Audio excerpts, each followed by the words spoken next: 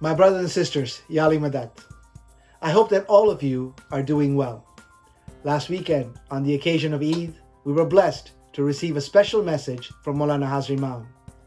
In that message, Hazrat Imam said, quote, "On the occasion of Eid al-Fitr, I send my special loving blessings to my Jamaats throughout the world for your happiness, peace, safety, and good health. My family joins me in wishing you all Eid Mubarak." Unquote. Later, in that same message, Maulana Hazrat Imam acknowledged the work of the volunteers when he said, quote, "At this difficult time, I applaud with the highest admiration and gratefulness the selfless service of all my Jamaati volunteers, as well as the doctors, nurses, paramedics, and support workers in the AKDN and other health facilities and related programs. Their exemplary courage, commitment, and dedication in extending care and comfort to my Jamaat and others, and especially to those who are vulnerable and sick, is an outstanding actualization of the human values and ethics that all faiths cherish." Unquote. Let us consider these words as we reflect upon the past week in our own country. In addition to the ongoing pandemic, over the past several days this week, we have seen scenes of frustration on our social media streams and our television screens, where we saw Americans of all walks, including members of our Jamaat in their own individual capacities, are speaking out against and protesting the ongoing unequal treatment of individuals that in a number of instances has led to the unnecessary and unfortunate death of multiple people of color, including in recent law enforcement related incidents. We treasure the gift of all human life and mourn the loss of it, even more so when that loss is due to avoidable circumstances that might have been alleviated through mutual respect for individuals of all backgrounds. As we see the scenes of frustration, this and further loss of life and property on our social media streams and our television screens this week, many Jamaati members, and particularly our young, are surely wondering what their role and the community's role should be in helping to peacefully advance equality and dignity for all. Maulana Hazrat Imam, in a speech he delivered to a symposium at Evora University in 2006, said, quote, "The search for justice and security, the struggle for equality of opportunity, the quest for tolerance and harmony, the pursuit of human dignity, these are moral imperatives which we must work and think about on a daily basis." Unquote. As each of us individually in our lives looks for inspiration into how to be a part of solutions for a more just society that embraces pluralism, indeed not just in words, and is hopeful and optimistic, we can start with the work of Maulana Hazrat Imam.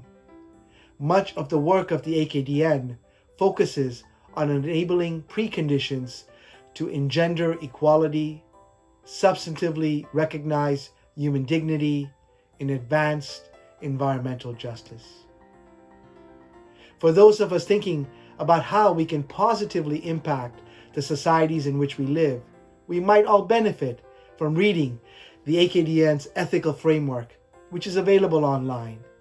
It elaborates on this approach to social action that is grounded in the values of our faith and tradition. In the US, many of our Jamaati members are doing exemplary work by being civically engaged to advance justice, equality, and human dignity. Others have made pursuing justice and equity their life's work. This includes Jamaati members who are public defenders, those who work with survivors of domestic violence, and public school teachers who work in low-income schools, among so many more. We are blessed to have members of the Jamaat engaged in advancing justice, equity, and human dignity, who not only contribute to humanity at large, but who also leverage their talents within the Jamaat and the Jamaati institutions. Similarly, we have many more Jamaati members, including our students and youth, who have taken the initiative to identify causes in their local communities, both small and large, and rolled up their sleeves to make an impact. These range from helping to alleviate hunger and poverty to local Go Green initiatives to positively impact global climate change.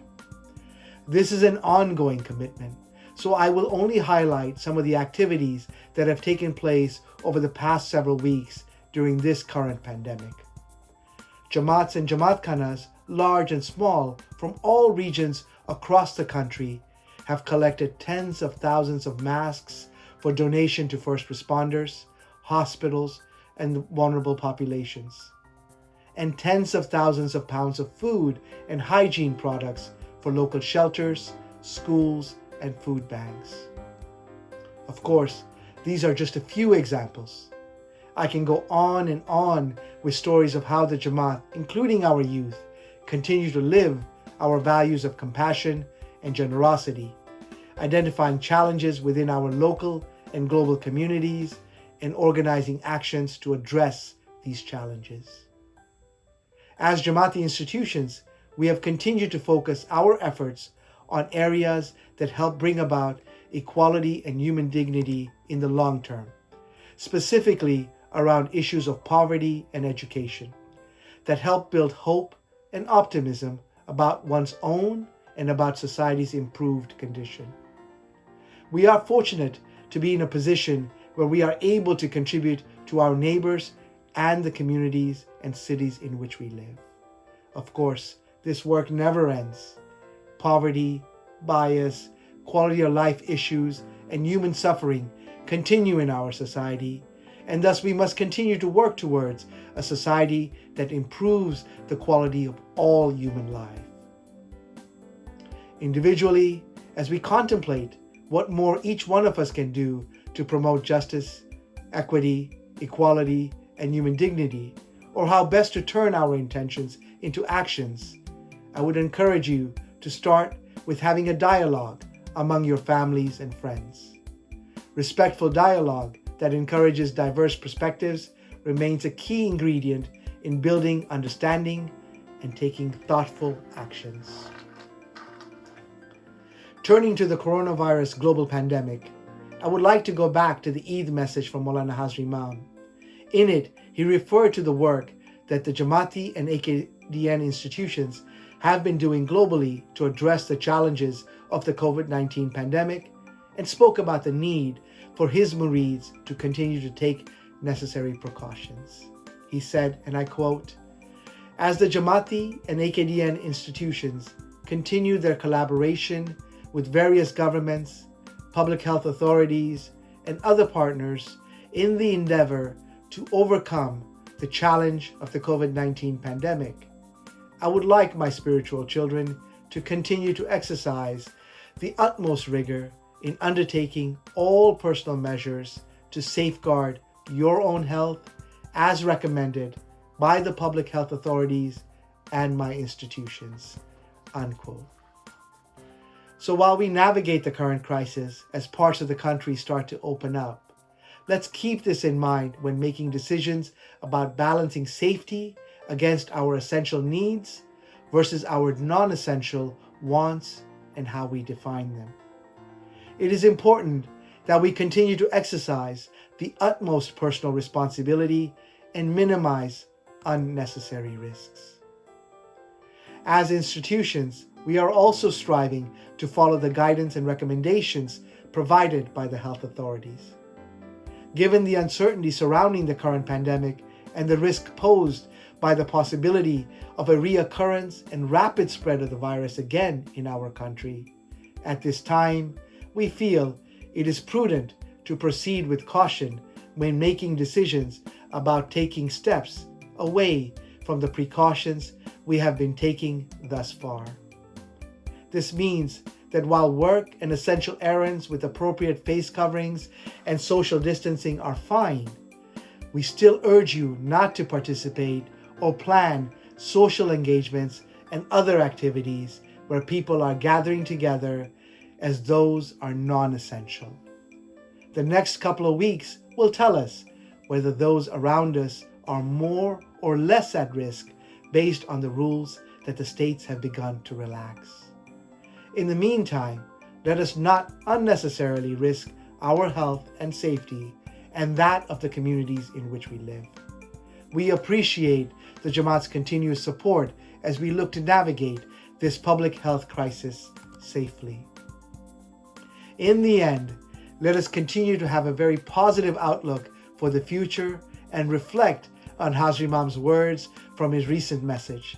I quote, "It is my wish that my Jamaat should look to the future with hope and courage, in keeping with its age-old tradition of unity, generosity, and mutual support, which has at all times enabled it to move forward to a position of enhanced strength and resilience from generation to generation."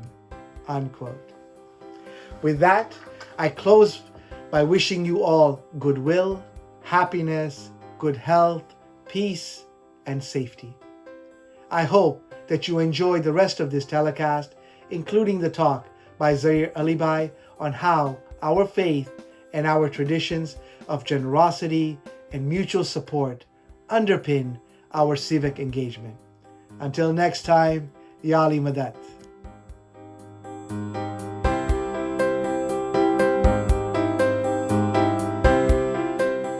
One of the key defining attributes of the human species is the ability to adapt, and many of us have demonstrated this ability over the past few months.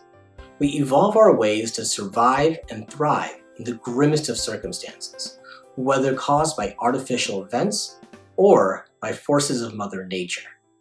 As a species, surviving and thriving is in our DNA. But what about society? Surviving and thriving as a society is a different matter altogether. All of us here participate in some form of a civil society. More specifically, we all, as individuals, play a part in a relationship between governments, the private sector, and public institutions. One current example is how we engage with essential workers, businesses, and frontline personnel all around us. When we feel that laborers in affected industries are not being fairly compensated, we as a public voice our opinion, and some of us may step in to fill the gap by tipping more or changing the ways and places we spend our money. We engage in the public square through programs or recreation at parks, schools, beaches, or places that bring the community together in a physical and public place. But what happens to our understanding of society when there's a sudden and tremendous shock to the system? Forget civil society. Our understanding of society in general and the public square is completely transformed. As leaders and future leaders in our community, we cannot sit on the sidelines. We have an opportunity to raise standards and improve the status quo. How do we build strong into the future? One beautiful piece of wisdom sticks out. At Maulana Hazrat Imam's 80th birthday celebration in 2016, in the few remarks that he made, he said that the Jamaat had been able to move ahead by adhering to the principles and ethics of our faith. Well then, what are the principles and ethics of our faith? That's such a loaded question, and each of us will have our own unique approach and answer. And it's a great question to ask at the next family meal. We can begin to unlayer this question with a story from the time of Hazrat Ali alayhi salam. One day, he was working on the business and finances of the treasury. Two of his colleagues began to approach his house, and he had some idea of what they wanted to speak about. As they entered his home, he put out one candle and immediately lit another candle. his two colleagues came to inquire and speak about leadership opportunities that they were seeking within the larger community. Once they got up to leave, they asked Hazrat Ali alayhi salam, "Why did you put out the candle when we arrived, only to light another candle?"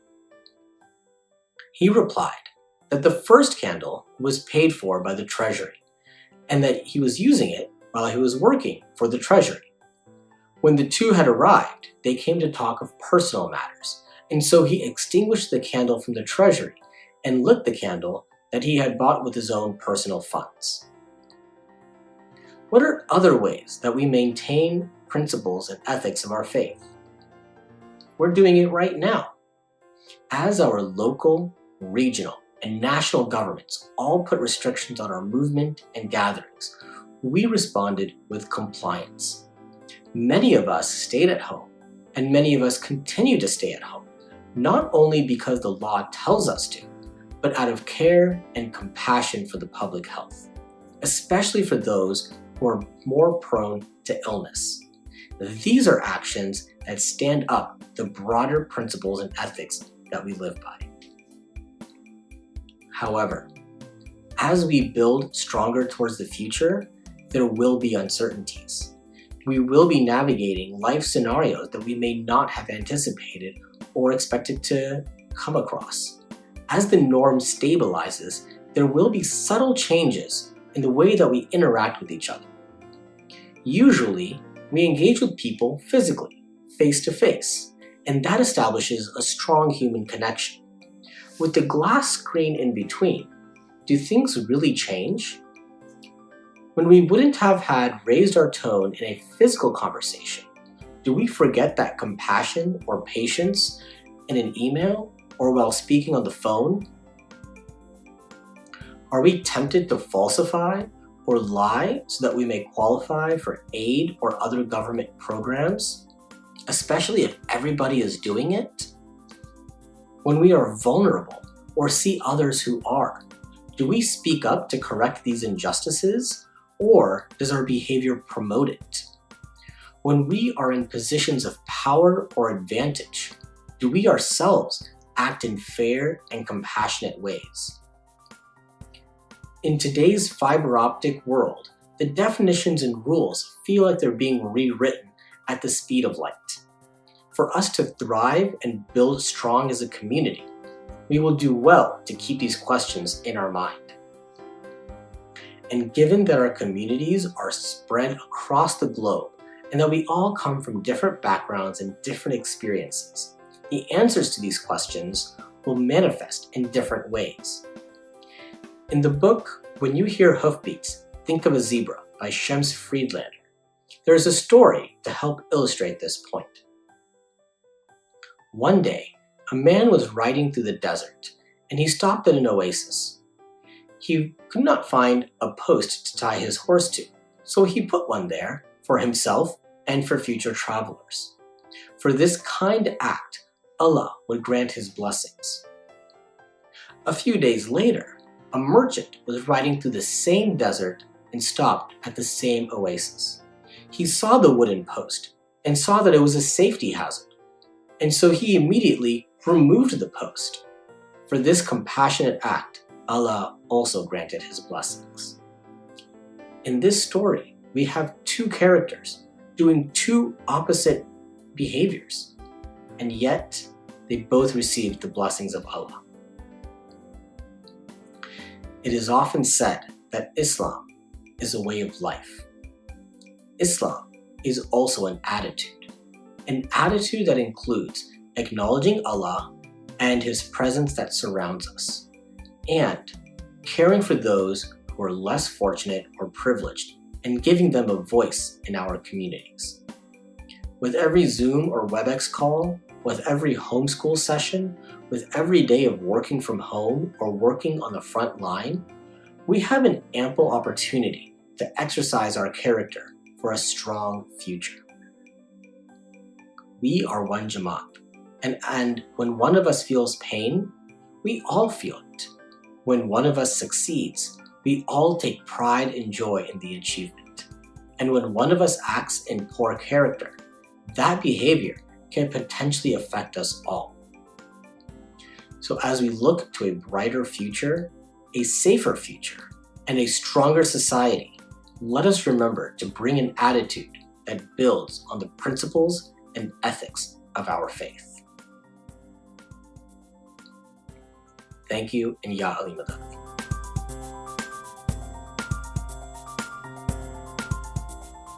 This is our 4th annual Game Changers Award, and I feel like this evening, I feel a dream has come true. And I think it's long overdue that the world has recognized and seen the talent and the wonder and the creativity and the innovation of Asia. I first met our Game Changer of the Year. I'm not introducing him now, but I just have to pay my respects to one of the greatest spiritual and humanitarian leaders of our time, His Highness the Aga Khan, who's with us tonight.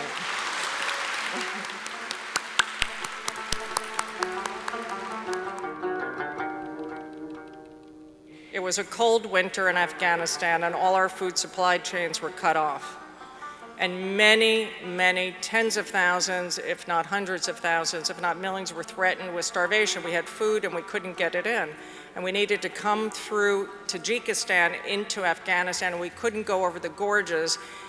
And one call to the Aga Khan Foundation, and they started moving the world. And they had the most innovative bridges.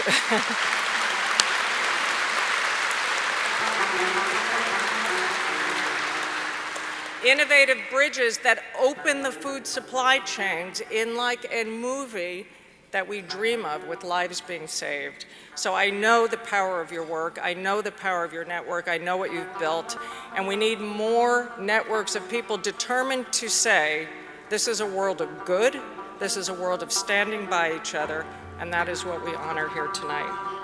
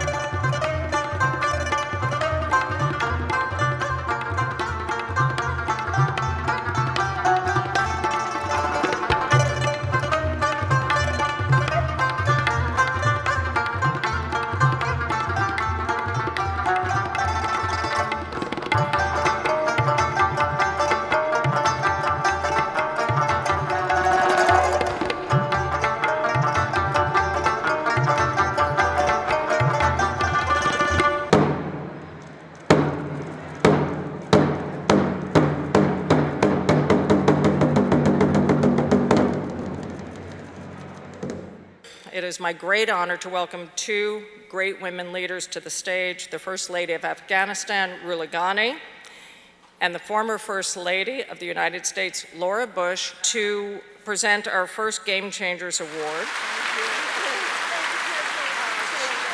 Thank you, and Tom Nagorski, for inviting Mrs. Ghani and me to the Asia Society's Game Changer Award presentation tonight. Mrs. Ghani is a champion for women in Afghanistan. She and I, along with Secretary Clinton, serve as the honorary co-chairs of the U.S. Afghan Women's Council. I'm grateful for Mrs. Ghani's good work for the people of Afghanistan, especially for the women and girls. This group of game changers has something in common. Not by design, but we think it's a good sign of our times. These awards represent girl power, the power of girls and young women to make a difference and to change the world. Thank you, Mrs. Bush. And may I say it's an honor and privilege to be here with you in this wonderful event. This next award is about girl power. And it is also about the country I call home and where my husband serves as president. The Game Changer Awards typically honor individuals, but occasionally there are institutions deserving of the award. So tonight, we honor an institution which everyone in this room is familiar with, but you may not be aware of the truly global reach of their work, especially in Asia. And that's why Mrs. Ghani and I are thrilled to present the Asia Game Changer Award to Sesame Workshop. Please join me in congratulating our friends, fellow U.S. Afghan Women's Council member and Executive Vice President of Sesame Workshop, Sherry Weston, and the darling Sesame Street Muppet from Afghanistan, Zari.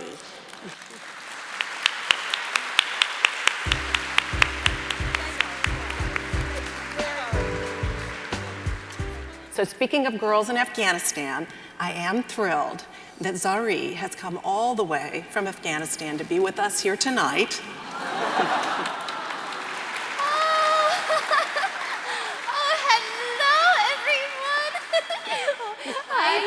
Hi, Zari.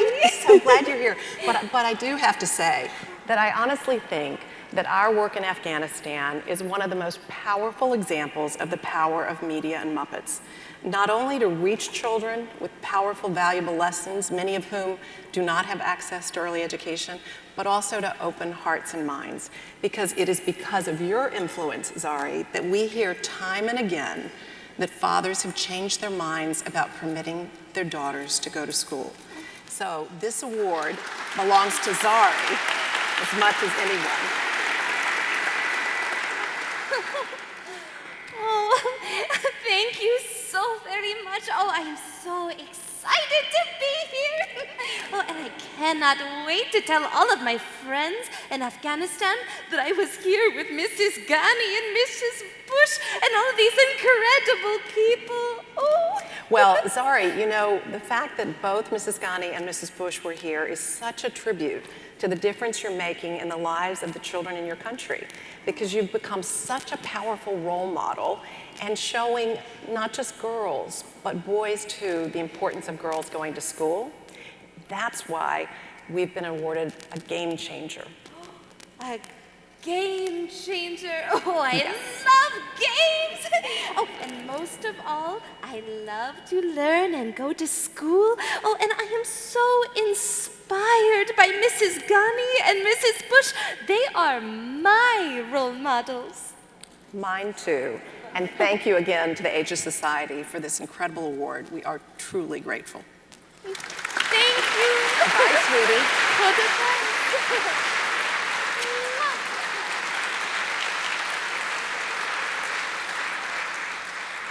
This game changer will accept her award in her own very special way. Please welcome Sunita Alizada.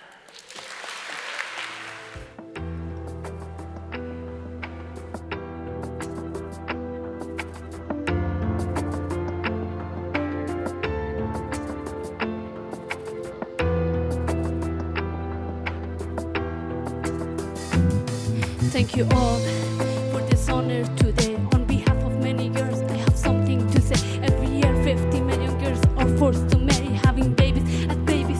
So it's scary. Don't blame it on the parents, that's what they learn. Poverty and safety, what makes them concerned. I know I had to say it, we have make a change about this problem.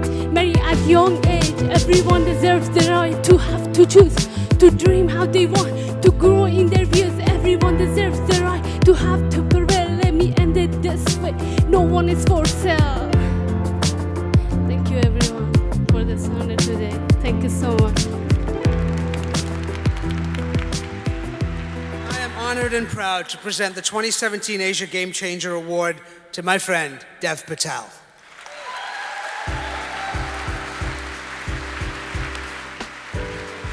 I feel a bit of imposter syndrome right now after following all such incredible individuals. And I thought, what do I really want to represent when I come here today? And you know, today I felt like I really wanted to represent not just Indian men or British Asian actors, but I hope to represent people of all colors, creeds and classes, not just in the arts, but in any occupation which feels difficult to get a foothold in. To all the kids out there studying in greasy cafes in London or libraries in Mexico, to all those children in underfunded theatre schools, all those millions of kids in the slums of India who stay up late watching YouTube clips of Jackie Chan and Shah Rukh Khan, hoping to kind of learn their styles. For anyone really who wishes to rise from their humble beginnings and make a difference to their families through their art, I urge you guys to keep dreaming. Because I'm the same as you, really. My hopes and dreams were bigger than the box room that I grew up in. And, so yeah, basically I stand here today urging the young kids out there to keep dreaming, stay humble and curious, and to work hard. And with a little bit of luck, you could be here today urging the next, group of artists, musicians, painters, actors to do the same. Anyway, thank you. Have a good night. Thank you, thank you, thank you. Thank you, and we do come now to our final award and that final piece of music. I said that we start and finish with music. There will be music at the end, which I'll explain in a moment, is directly tied to our Lifetime Achievement Award winner. A year ago was the first time that we presented a Lifetime Achievement Award at the Game Changers event.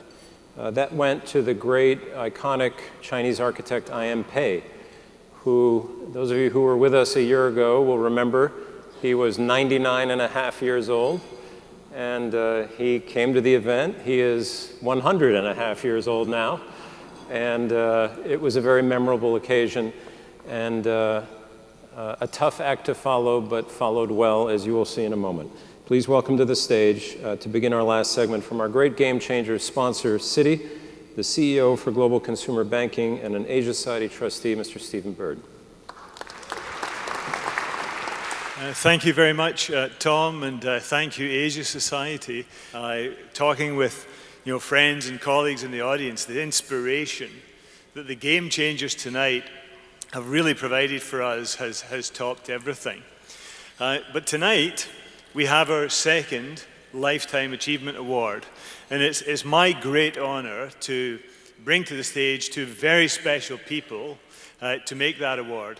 The first person from the founding family, Sharon Rockefeller, and the second person, our 108th Mayor of New York and the global benchmark for civic leadership, Michael Bloomberg.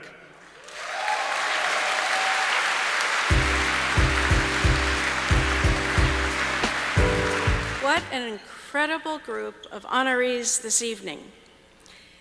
We are grateful that they have such a strong belief in the mission of this amazing institution. My husband, Jay Rockefeller's father, John D. Rockefeller III, and I'm here tonight to represent, I think, the Rockefeller family, but especially, because it was a competitive group, the John D. Rockefeller III family. Mr. Rockefeller founded the Asia Society over 60 years ago, and fortunately, our son Charles currently serves as a trustee. Most particular for tonight, Jay and I are honored to have a 60-year-old friendship with His Highness the Aga Khan.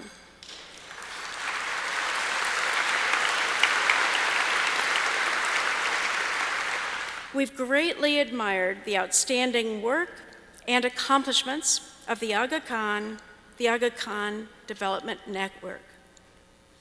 The Aga Khan has led a life of compassion, service, and great commitment to his fellow man.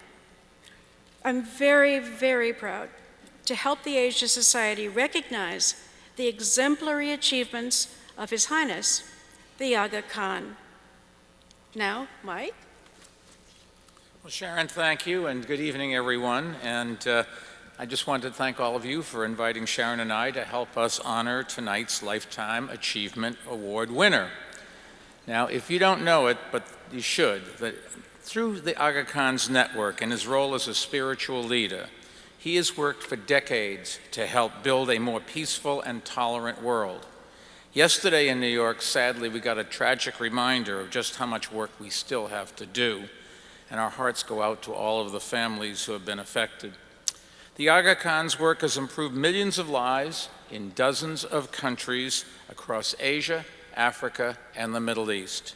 He has brought important attention to areas and issues that need it most, including protecting vulnerable communities from climate change and helping young people develop new skills that can help them to succeed.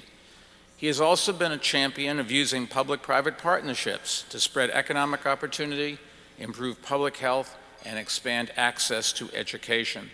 And those are some of the focuses for Bloomberg Philanthropies as well, and I can just tell you it has been inspiring to me to see what tonight's honoree has been able to accomplish, and it'll give us new dedication to continue and do the same thing. There is nothing more important and more rewarding than helping others, and the Aga Khan really has led by examples. Now, this video is going to tell you a little bit more, so just take a look and realize how great this guy is. A Harvard student assumes a fabulous age-old mantle. At a villa outside Geneva, Switzerland, celebration dispels mourning for the late Aga Khan. He was only 20 years old when he was given the title and the responsibility. His Highness the Aga Khan in 1957, succeeding his grandfather as 49th Imam. In his predecessor's words, the Ismaili sect needs a modern-minded young leader to cope with the problems of an atomic world. Almost from the beginning, the Aga Khan believed one of his hereditary responsibilities was to improve the lives of the world's most disadvantaged. And for more than 6 decades, he has done exactly that on a breathtaking scale. In 1967, he founded the Aga Khan Foundation, then later the Aga Khan Development Network, the AKDN, creating a global web of agencies, developing the poorest regions of Africa, South and Central Asia, all while working to promote pluralism and tolerance and celebrate Islamic culture. Instability is infectious, but so is hope.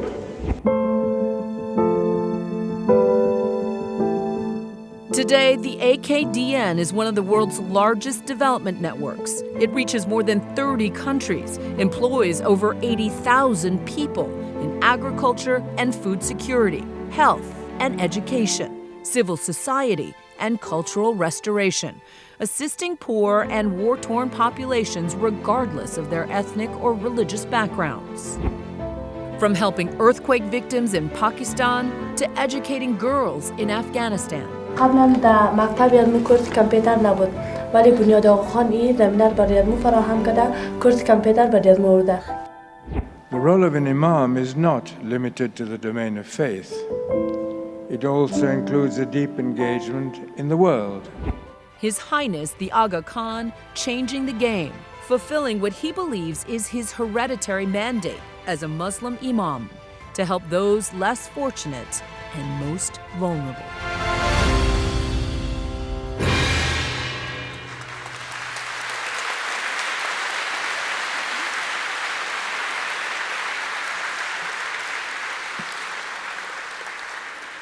Please join us in welcoming His Highness the Aga Khan.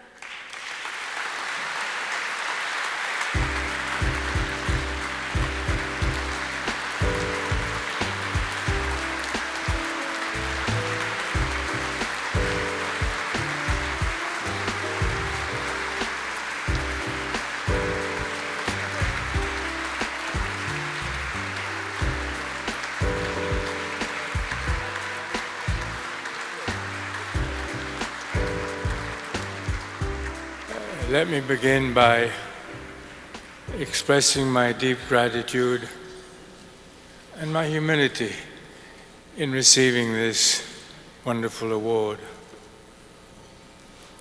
When my grandfather died in 1957, I was 20 years old. I was a student at Harvard, and I had to make a choice as to how I could combine my continuing education and the institutional responsibility that I had.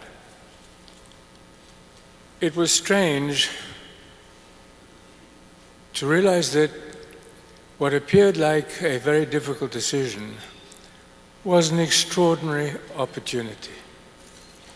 How many young men and women go through college knowing what they're expected to do in the future of their lives? Not many.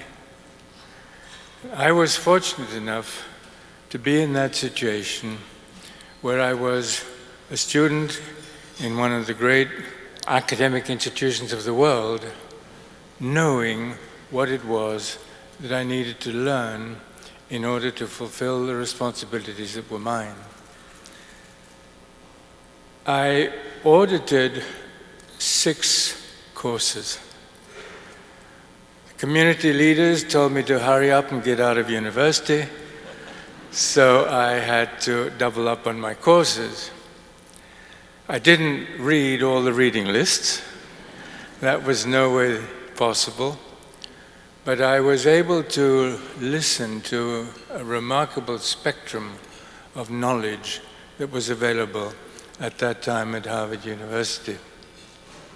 So I want to say this evening that first of all, what I have been able to achieve since that time is largely anchored in the education that I received. And I'm grateful to that university for that work. Secondly, I would like to say that any leader of any global community hopes and prays for one thing: peace. Peace in every community, in every country of the world, so that men and women can live in safety, build their futures with strength and courage and hope and wisdom. And these are the values that the leaders of my community, my institutions, and myself are intimately linked with and will continue to work for many, many decades ahead. Lastly, I would like to say again how grateful I am for the recognition that I have received today. It was unexpected, very welcome, and I really wish to thank those who made that decision on my behalf. I wish you all a wonderful evening, and I hope you will share in my happiness and my joy. Thank you.